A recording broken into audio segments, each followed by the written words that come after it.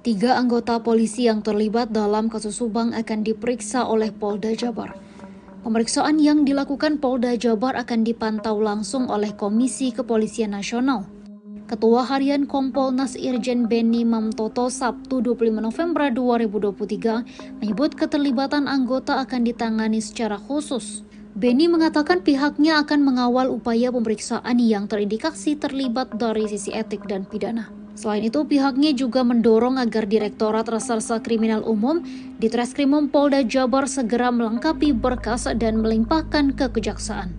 Pihaknya berharap kasus ini terungkap lebih jelas peran setiap tersangka.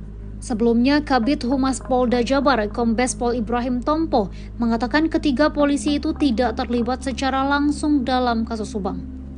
Ibrahim menyebut ada suatu kondisi lain sehingga personel Polri ikut terlibat. Ia menambahkan keterlibatan itu diduga anggota polisi masuk ke dalam tempat kejadian perkara tanpa izin dan tidak sesuai prosedur. Ibrahim menegaskan saat ini penyidik masih melakukan pendalaman.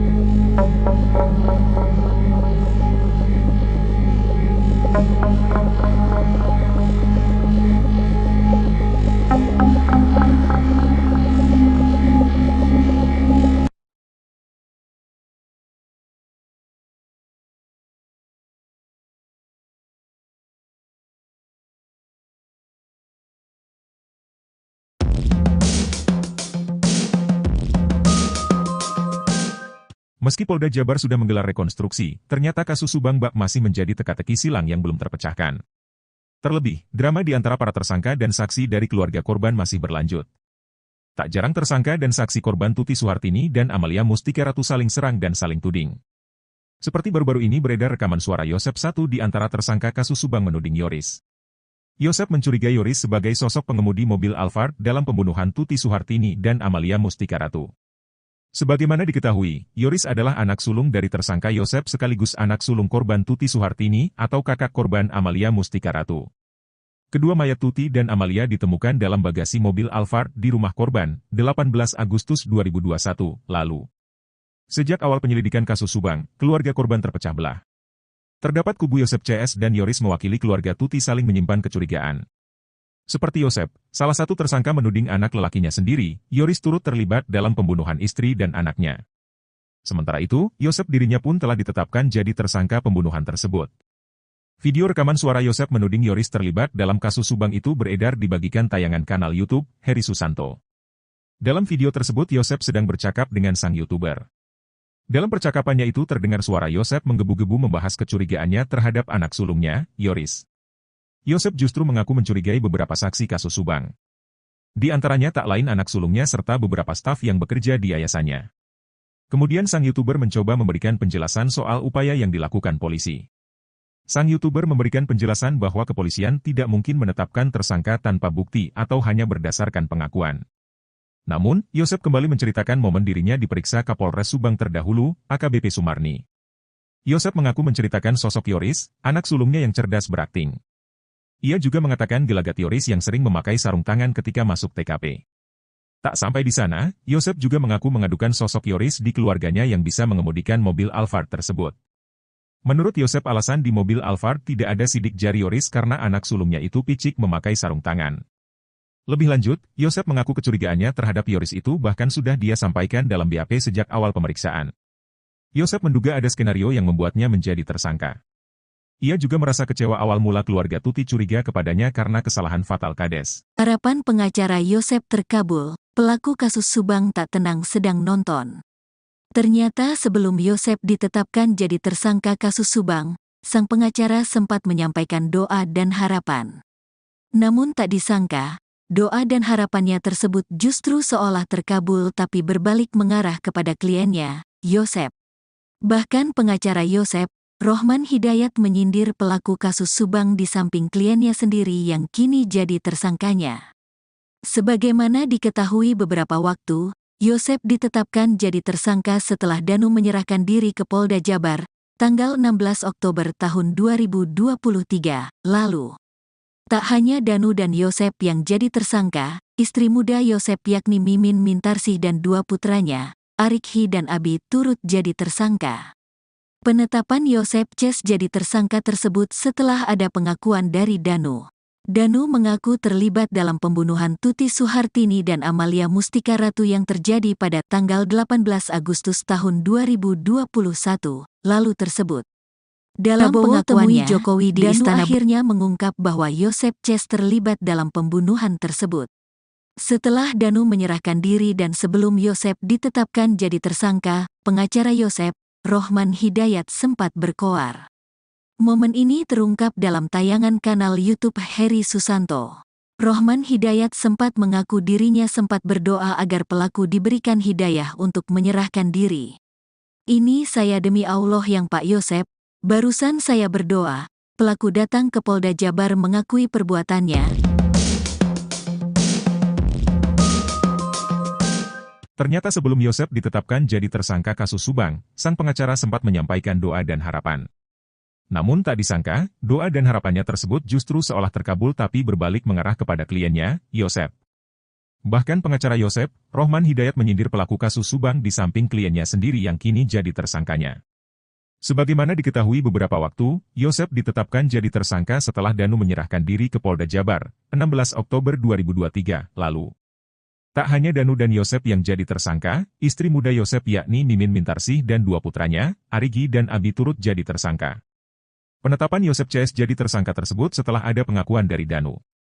Danu mengaku terlibat dalam pembunuhan Tuti Suhartini dan Amalia Mustika Ratu yang terjadi pada 18 Agustus 2021 lalu tersebut. Dalam pengakuannya, Danu akhirnya mengungkap bahwa Yosep Ces terlibat dalam pembunuhan tersebut. Setelah Danu menyerahkan diri dan sebelum Yosep ditetapkan jadi tersangka, pengacara Yosep, Rohman Hidayat sempat berkoar. Momen ini terungkap dalam tayangan kanal YouTube Heri Susanto. Rohman Hidayat sempat mengaku dirinya sempat berdoa agar pelaku diberikan hidayah untuk menyerahkan diri. Ini saya demi Allah yang Pak Yosep, barusan saya berdoa, pelaku datang ke Polda Jabar mengakui perbuatannya, ucap Rohman Hidayat, dikutip Selasa, 28 November 2023. Dengan begitu, jika pelaku sudah menyerahkan diri menurut Rohman Hidayat maka kasus Subang pun akan terpecahkan dan selesai. Bahkan Rohman menyindir dengan kasus Subang yang sudah ditangani selama 2 tahun tersebut, menurutnya pelaku sudah gelisah. Bahkan menurutnya pelaku pun dalam kondisi tidak tenang. Pengacara Yosep itu juga mengaku meyakini pelaku pun menonton. Saya yakin mungkin pelakunya juga nonton di luar sana, ucap Rohman Hidayat. Lebih lanjut, Rohman Hidayat mengaku tak peduli jika ada warganet yang menuding kliennya Yosep. Ia memberikan peringatan bahwa warganet yang menuding kliennya itu harus mempertanggungjawabkan konsekuensinya. Menurutnya, kasus Subang tersebut bukan soal ringan melainkan kasus nyawa. Oleh karena itu, baginya kasus Subang tersebut bukan main-main. Menariknya, saat Rohman Hidayat menyinggung pelaku gelisah tersebut di hadapan Yosep, kliennya. Terlihat wajah Yosep tampak berusaha tenang bahkan sempat menyahut bahwa pelaku tidak tenang. Menurutnya, polisi pun melihat gerak-gerik para tersangka karena telah memiliki barang bukti yang detail. Di sisi lain, tak berlangsung lama setelah Danu menyerahkan diri, ternyata kliennya sendirilah yang akhirnya ditetapkan jadi tersangka diduga sebagai pelaku dalam kasus Subang tersebut. 3 tersangka kasus Subang, Mimin Mintarsih, Arigi, dan Abi, akan segera menjalani sidang pertama pra-peradilan. Mimin Mintarsih adalah istri kedua Yosep Hidayat, suami sekaligus ayah korban pembunuhan di Desa Jalan Cagak, Kabupaten Subang, pada 18 Agustus 2021, yaitu Tuti Suhartini dan Amalia Mustika Ratu. Sementara itu, Arigi dan Abi adalah anak dari suami Mimin sebelumnya. Ketiganya ditetapkan sebagai tersangka setelah ada pengakuan tersangka lain, Muhammad Ramdhanu alias Danu ke Polda Jabar. Sejak ditetapkan tersangka, Mimin, Arigi, dan Abi tidak ikut ditahan seperti Yosep dan Danu. Selain itu, Mimin, Arigi, dan Abi juga menolak keterangan Danu terkait dugaan keterlibatan mereka dalam kasus Subang. Atas penetapan tersangka ini, kuasa hukum Mimin dan kedua anaknya ini pun mengajukan pra-peradilan ke Pengadilan Negeri, PN, Bandung. Pra-peradilan itu diajukan pada Rabu, 22 November 2023, dengan nomor perkara 18, PID, PRA, 2023, PNBDG dan klasifikasi perkara sah atau tidaknya penetapan tersangka. Adapun, permohonan tersebut diajukan kepada Polda Jabar. Dilansir dari situs Sistem Informasi Penelusuran Perkara, SIP, PN Bandung, jadwal sidang pertama pra-peradilan itu sudah keluar. Mimin, Arigi, dan Abi akan menjalani sidang pertama di ruangan Wirjono Prodjodikoro, PN Bandung, pada Senin, 4 Desember 2023 pukul 9 waktu Indonesia Barat.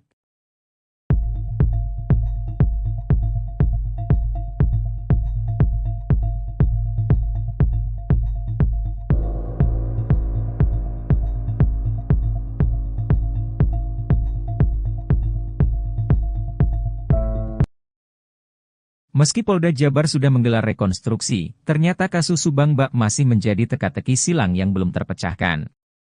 Terlebih, drama di antara para tersangka dan saksi dari keluarga korban masih berlanjut. Tak jarang tersangka dan saksi korban Tuti Suhartini dan Amalia Mustika Ratu saling serang dan saling tuding. Seperti baru-baru ini beredar rekaman suara Yosef, satu di antara tersangka kasus Subang, menuding Yoris. Yosef mencurigai Yoris sebagai sosok pengemudi mobil Alphard dalam pembunuhan Tuti Suhartini dan Amalia Mustika Ratu. Terdapat kubu Yosef CS dan Yoris mewakili keluarga Tuti saling menyimpan kecurigaan. Sementara itu, tersangka Yosef hingga kini masih tetap mempertahankan keterangannya bahwa dirinya tak melakukan pembunuhan itu. Sementara itu, Yosef dirinya pun telah ditetapkan jadi tersangka pembunuhan tersebut. Video rekaman suara Yosef menuding Yoris terlibat dalam kasus Subang itu beredar di media. Dalam percakapannya itu terdengar suara Yosef menggebu-gebu membahas kecurigaannya terhadap anak sulungnya, Yoris. Yosef justru mengaku mencurigai beberapa saksi kasus Subang, di antaranya tak lain anak sulungnya serta beberapa staf di yayasannya.